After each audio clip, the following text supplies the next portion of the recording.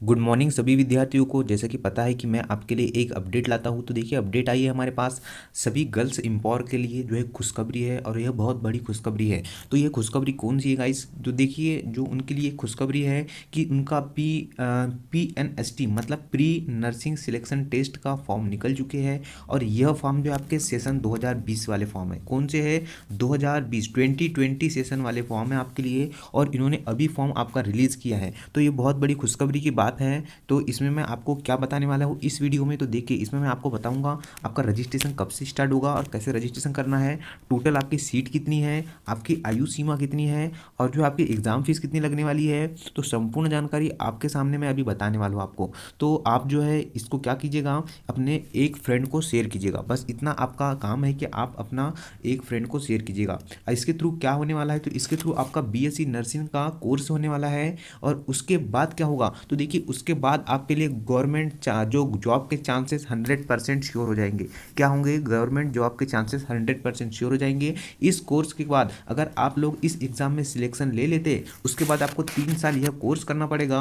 तो उसके बाद आपका सिलेक्शन क्या होगा, श्योर है। आपको ना कोई एग्ज़ाम देना पड़ेगा, ना कोई कुछ देना पड़ेगा। ओनली आपका क्या होगा, सिलेक्शन होगा, कैंपस मिलेगा आपको और उसमें आपका सिलेक्शन होगा। तो चलिए मैं पूरे नोटिफिकेशन के ऊपर आपको लेके चलूँगा, उसके बाद जो है पूरी जानकारी इसमें मैं आपको देने वाला हूँ। तो देखिए अंत तक आप लोग बने रहिएगा। चलिए मैं उस नोटिफिकेशन के ऊपर आपको लेके चलता हूँ। तो देखिए प्रोफेशनल एग्जामिनेशन बोर्ड जो आपका एग्जाम लेने वाला है, और यह देखिए यहाँ पर साफ साफ लिखा है केवल महिला विद्यार्थियों के लिए यह प्री नर्सिंग टेस्ट का फॉर्म है।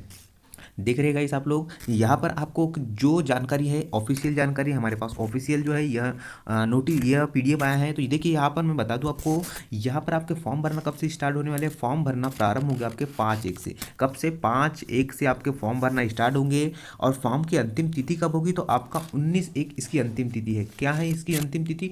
19/1 इसकी अंतिम तिथि है। और आपकी परीक्षा का दिनांक भी इन्होंने घोषित कर दिया है।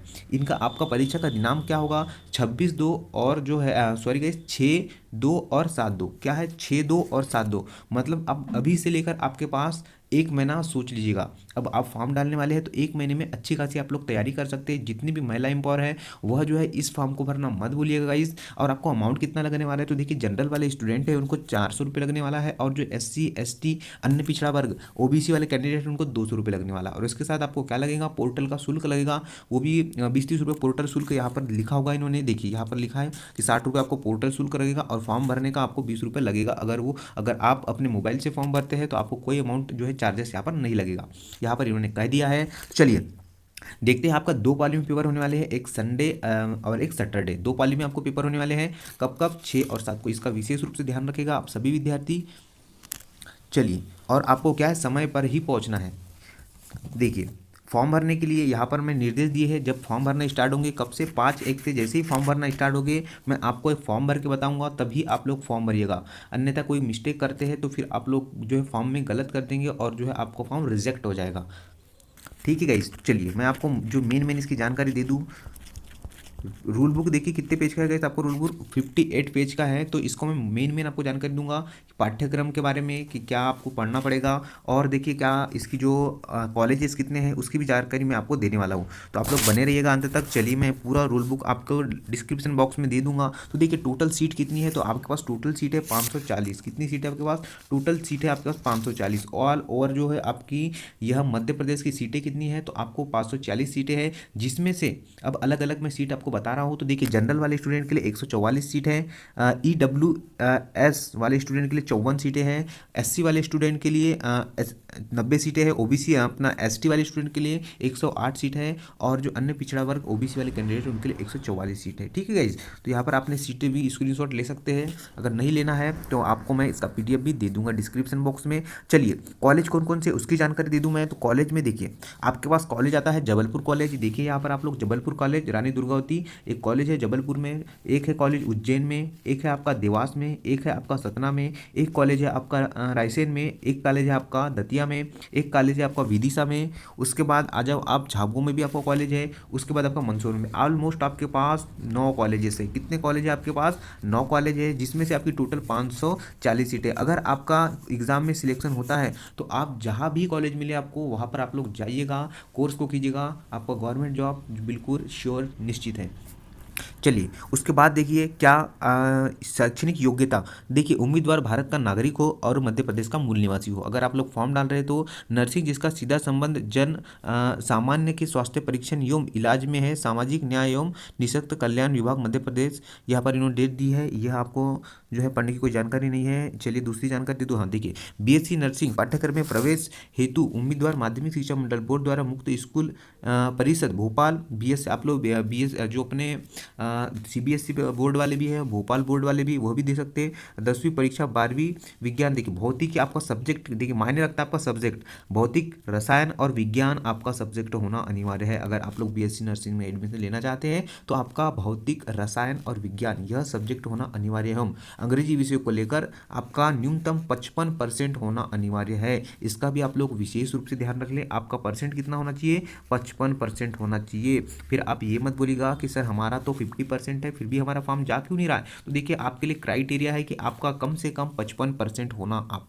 तभी आप लोग इस फॉर्म को फिल कर सकते हैं। यहाँ पर इन्होंने दे दिए। और देखिए अनारक्षित वर्ग उम्मीदवारों को 5% अंक की छूट है। अगर आप लोग एसटी और एससी से बिलोंग करते हैं तो आपको जो है 50% भी चल जाएगा। तो नोटिफिकेशन को ध्यानपूर्वक समझना है, मैं पूरी जानकारी आपको देने वाला हूँ, ठीक है गैस। अगर आप लोग एसटी और एससी से बिलोंग करते हैं तो आपको 50% जो है भी मार्क्स रहेंगे तो आप लोग फॉर्म को फिल कर सकते हैं। आयु सीमा 17 वर्ष से लेकर आपकी 28 तक है। आपके पास कितनी है? आपका 17 से लेकर आप लोग 28 ईयर तक इसे फॉर्म को फिल कर सकते हैं। और आयु में आपकी छूट भी दी है। अगर जो है आप लोग SC ST कैंडिडेट है तो आपको 5 साल की छूट मिलती है यहाँ पर, SC और ST कैंडिडेट है तो, ठीक है गाइस। चलिए आगे चलता हूँ, आपको लेके चलता हूँ और कुछ इंपॉर्टेंट जानकारी जो आपको यहाँ पर समझने योग्य। चयन प्रक्रिया यही होगी आपकी कि आपको एग्जाम को क्वालिफाई करना है, देन उसके बाद डॉक्यूमेंट वेरिफिकेशन होगा। नॉर्मल प्रक्रिया है। कट ऑफ मार्क्स, न्यूनतम कट ऑफ मार्क्स आपको जो है इसकी क्राइटेरिया 40% लाना अनिवार्य है। 40% और 45% क्राइटेरिया क्या है आपका? अगर आपको एग्जाम में सिलेक्शन लेना है तो आपको 40 मतलब आपका 100 मार्क्स का अगर पेपर होता है, अभी पेपर की भी जानकारी मैं आपको देने वाला हूँ, 40 तो 45 और 40 नंबर लाना अनिवार्य है, ये आपको ध्यान रखना है। चलिए आगे लेके चलता हूँ मैं आपको। आवेदन शुल्क के बारे में मैंने ऊपर बता दिया आपको, पाठ्यक्रम माध्यमिक शिक्षा में आयोजित होगा, ये भी मैंने जानकारी दे दी है आपको। चलिए कटाव आपका बता दिया है मैंने आपको कैसा होने वाला है। और कुछ जानकारी आपके लिए जो समझने लायक है गाइज। चलिए वेट कीजिएगा, आपको क्या क्या पढ़ना है उसकी भी जानकारी मैं अभी दे रहा हूँ। थोड़ा रूल बुक को मैं आगे बढ़ा रहा हूँ। यहाँ पर दिया है बीएससी नर्सिंग कॉलेज में प्रवेश इच्छुक चयन के लिए नियम पुस्तिका। अगर आपका चयन होता है तो उसके बाद आपकी पढ़ने की जो है प्रक्रिया इन्होंने दे दिया है यहाँ पर। चलिए यहाँ पर देखिएगा यहाँ पर तो इन्होंने दिया है वही जो मैंने ऊपर जानकारी दिया है आपके लिए, सेम जानकारी दी है। मैं अब आपको बताता हूँ आपको पढ़ना क्या क्या है।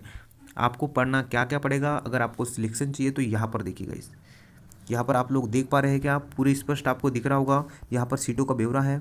देखिए यहाँ पर जबलपुर कॉलेज, रीवा कॉलेज, सागर कॉलेज, ग्वालियर, भोपाल, इंदौर, यहाँ पर आपके कॉलेजेस दिए हुए हैं। कॉलेज का विवरण दिया हुआ है जैसे कि मैंने ऊपर आपको बता दिया है आपके कॉलेज कितने हैं, ऑलमोस्ट 9 कॉलेज है। तो देखिए यहाँ पर आपको लिखा हुआ है चिकित्सा मतलब आपके अमाउंट कितना लगने वाला है, आपको इस वीडियो में पूरी जानकारी मिलने वाली है। तो देखिए यहाँ पर आपको क्या कहा गया है, आपका प्रशिक्षण शुल्क कितना लगने वाला है। तो देखिए यहाँ पर प्रशिक्षण शुल्क आपको 25,000 रुपये अमाउंट लगने वाला है फर्स्ट बार। कंप्यूटर शुल्क 1,000 रुपये। कॉशन मनी आपको 500 रुपये एक बार सिर्फ रिफंड होगी, ठीक है गाइस। एक ट्रांसफ़र फीस कितनी लगने वाली है, तो ट्रांसफ़र फीस आपको 1500 लगेगा। तो कुल आपको 28,000 लगने वाले। कितना आपको एडमिशन का कितना पैसा लगने वाला है, तो जो स्टूडेंट सिलेक्शन ले लेगा उसके बाद आपको अमाउंट कितना लगने वाला है, 28,000। आप ये मत सोचिएगा कि सर 1,000, 2,000 और 3,000 में होगा, कितना अमाउंट लगने वाला है, इसलिए मैं पूरी जानकारी आपको वीडियो में देने वाला हूँ। तो देखिए यहाँ पर आपको लगने वाला है कितना, 28,000 रुपये आपको आपका एडमिशन फीस लगने वाला है। और आप लोग को होटल का खर्चा मतलब होटल का रेंट कितने लगने वाला है, हॉस्टल का रेंट कितने लगने वाला है, तो इसका रेंट लगने वाला है आपको 6,000। कितना, 6,000। काउंसलिंग जो होगी आपकी सिर्फ एक बार की, उसमें 1,000 रुपये आपका खर्चा आने वाला है। तो इसका आप लोग विशेष रूप से ध्यान रखिए। अगर आप लोग सिलेक्शन लेते हैं तो आपको इतना अमाउंट का खर्चा आने वाला है। चलिए यहाँ पर मैं अब आपको बता रहा हूँ कि आपको पढ़ना क्या क्या पड़ेगा। यह तो आपका जो है यहाँ पर दिया हुआ है आपका होगा 60 मिनट। यह प्रश्न पत्र है आपका, प्रश्न पत्र को लेकर इनको जानकारी दी है, एडमिट कार्ड को लेकर जानकारी दी है। इसकी जानकारी तो जब फॉर्म भरेंगे हम तभी आपको देने वाले हैं, तो आप लोग इसका चिंता ना करिएगा। चलिए यहाँ पर मैं आपको बताने वाला हूँ कि आपको क्या क्या आपको पढ़ना पड़ने वाला है। तो देखिए काउंसलिंग यहाँ पर मैं बता दूँ आपको, थोड़ा नीचे सबसे नीचे दिया रहते हैं इसकी जानकारी, जो आपको क्या क्या पढ़ना है उसके बारे में। चलिए वीडियो पसंद आए तो आप लोग जो लाइक कर दीजिएगा, इस थोड़ा मोटिवेशन मिलेगा हमें। यहाँ पर देख लिए। अच्छा बात कर लूँ मैं, पहले फॉर्म भरने के पहले आप लोग विशेष रूप से ध्यान रखेंगे कि आपके परीक्षा सेंटर आपको कहाँ कहाँ मिलने वाले हैं।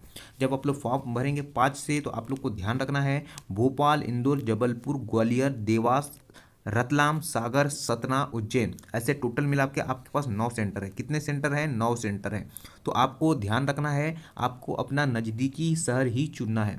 कोविड के चलते आपको आपका नज़दीकी शहर दिया जाएगा, इसलिए जो है आप लोग अपना नज़दीकी शहर ही चुनिए। अगर भोपाल है तो भोपाल के पास है, क्राइटेरिया 100 किलोमीटर है, तो आप लोग भोपाल चुनिएगा, ना कि जबलपुर चुनिएगा। जिसका आप लोग विशेष रूप से ध्यान रखिए, आपको परीक्षा शहर अपना ही चुनना है। भोपाल, इंदौर, जबलपुर, ग्वालियर, यहाँ पर आपके पास 9 ऐसे दिए हैं सेंटर, तो आपको 9 में से कोई भी एक सेंटर चूज़ करना है।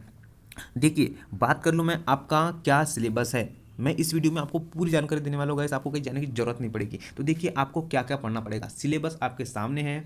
आपको फिजिक्स पढ़ना पड़ेगा, इसका आपको ध्यान रखना है। फिजिक्स में यह टॉपिक दिए हैं, तो आप लोग इसका स्क्रीनशॉट ले सकते हैं, या तो मैं आपको पीडीएफ दे दूंगा, आप लोग सब लोग इसे डाउनलोड भी कर सकते हैं। केमिस्ट्री पढ़ना पड़ेगा। क्या पढ़ना पड़ेगा? केमिस्ट्री भी पढ़ना पड़ेगा, और इसका कट ऑफ बहुत कम जाता है, इसका विशेष रूप से आप लोग ध्यान रखिएगा। और इसके बाद क्या पढ़ना पड़ेगा?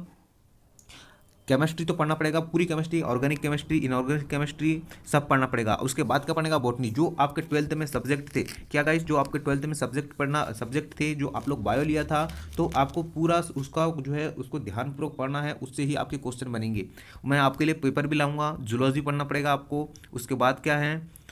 उसके बाद जनरल इंग्लिश, जो जनरल इंग्लिश है वो भी पढ़ना पड़ेगा इस आपको, इसका ध्यान रखिए। ज़्यादा नहीं है, इसके 6 टॉपिक पढ़ना पड़ेगा आपको जनरल इंग्लिश के, इसका आपको ध्यान रखिए। तो यह था यह। इसके बाद तो आपका जो है यह क्या क्या कैसे डॉक्यूमेंट लगने वाले हैं, मूल निवासी जाति प्रमाण पत्र, इसकी जानकारी मैं आपको सेकंड वीडियो में लाऊंगा। तो आपको अगर कुछ डाउट होगा इस रूल बुक से लेकर, इस जानकारी को लेकर, तो मुझे कमेंट सेक्शन में कमेंट्स कीजिएगा। मैं आपको प्रॉपरली आपके कमेंट्स का रिप्लाई करूँगा। तो देखिए यह फॉर्म है ओनली गर्ल्स के लिए, तो जो मध्य प्रदेश में अभी भी अध्ययनरत है, अगर आप लोग 11th में है तो आप लोग यह फॉर्म डाल सकते हैं, एक बार ट्राई कर सकते हैं। अगर 12th में है तो आप लोग भी इस फॉर्म को, और 12th के बाद जो भी आप लोग कोर्स कर रहे हैं, अगर आप लोग इस कोर्स को कर लिए तो आपको गवर्नमेंट जॉब सुनिश्चित है, निश्चित है। आशा करता हूँ यह जानकारी आपको बहुत ही अच्छी लगी होगी, और आप लोग जो है इसे शेयर करना नहीं भूलेंगे। जय हिंद, जय भारत।